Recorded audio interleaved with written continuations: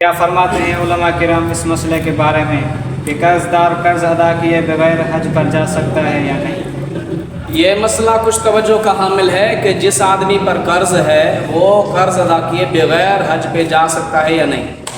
علماء کرام نے کچھ وضاحت لکھی ہے، فرمایا کہ کچھ حضرات ایسے ہیں کہ جن سے اجازت لینا ضروری ہے،